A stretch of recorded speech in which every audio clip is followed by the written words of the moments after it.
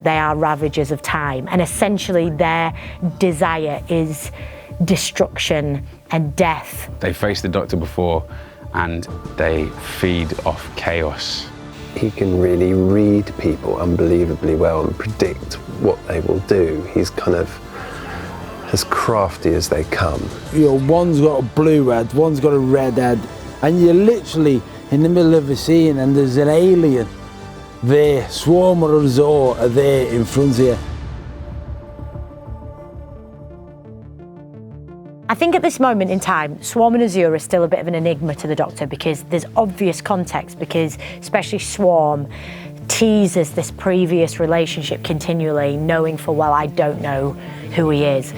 So my name's Sam Sproul, and I'm playing Swarm, who is an intergalactic baddie and has lived for probably as long as the Doctor has existed. So Swarm, who's played by the brilliant Sam Sproul, looks terrifying and from the scenes I've done with him is terrifying, but I suppose what's really unnerving about this for the Doctor is there's seemingly a history and she has absolutely no knowledge of it. Who are you? They were so efficient. There is not a tiny corner of you that remembers. What makes Swarm so terrifying is that I think really he's one of those people who he's very perceptive. He can really read people unbelievably well and predict what they will do. He's kind of as crafty as they come. Well, I think he's a really difficult adversary for the Doctor because the Doctor doesn't know who he is. Coming off the back of the discovery of the Timeless Child and all of her history and everything that the Master has revealed and not revealed, that sense of rug pull is still very much throughout this season, and meeting Swarm and seeing the delight in somebody who has a memory that she doesn't possess and can hold a control over in that way is terrifying. Locked in combat. And now after so long apart, we get to do it once more. I don't know you. Yet I know you. Well, Swarm and Azure, they are partners in crime and will be for as long as they exist. My name is Rishenda Sandal and I play Azure. Azure is an alien from another dimension who is trying to destroy the universe and everybody within it. Swarm and Azure are siblings, and they are monsters that are thousands of years old, and they faced the Doctor before and they feed off chaos. Like at the click of a finger or the touch of a hand on a shoulder, they can kill thousands of life forms, and they do it with pleasure, and it's the absolute opposite of the Doctor, and that joy of destruction and is appalling to us. Their use and control of the Mori is appalling to the Doctor as well, because the Mori are peaceful gatekeepers of time, but they're being used as pawns within a war essentially, and it's not even a war for power, it's more of a war of creating destruction.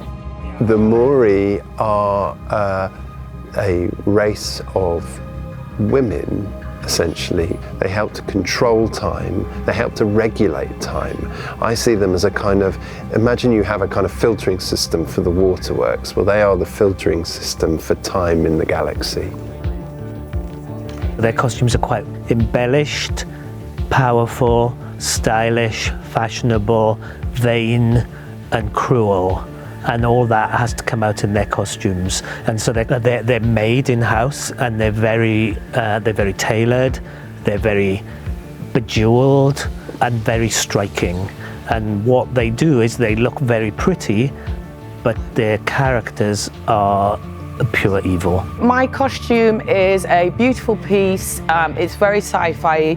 It's got a wonderful kind of raised, it looks a little bit like it could be a hood, but it's got more of a kind of like, it's very, very firm, and it's a rounded shape over here. And it's a long jacket that goes down to just below the knee, with some matching trousers, and we've got laced, crystalled detail all along the sleeve line and along the bottom of the leg and all around the edging. And he's even managed to put in a little silver line around the edge of the jacket, so as it hits the light you'll see, which gives it really kind of like a real sci-fi vibe. And we've got matching crystals on our gloves. I think as an actor you're looking for help from anything, whether it be your costume, whether it be from the writing, whether it be from your fellow actors or the vibe in the scene, you know.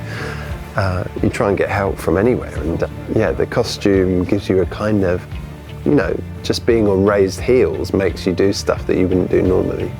When we're kind of like blocking it in our dressing gowns and our undergarments so that we don't get the costumes dirty, it doesn't feel like you're fully in character yet. But then when you put the whole shebang on, it's absolutely amazing. It's what locks it in for us, for sure. And of course the prosthetic. Swarm and Azure, I mean, as characters, and obviously the actors who played them, unbelievable. I mean, like, unbelievable.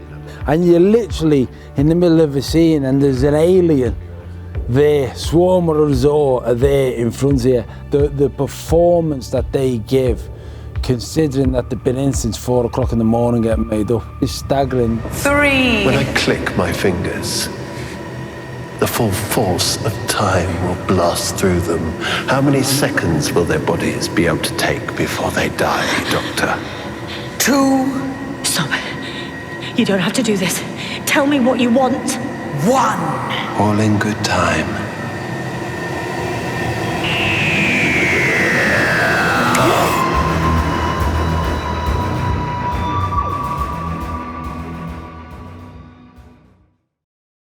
Don't forget to click below and subscribe to the official Doctor Who YouTube channel.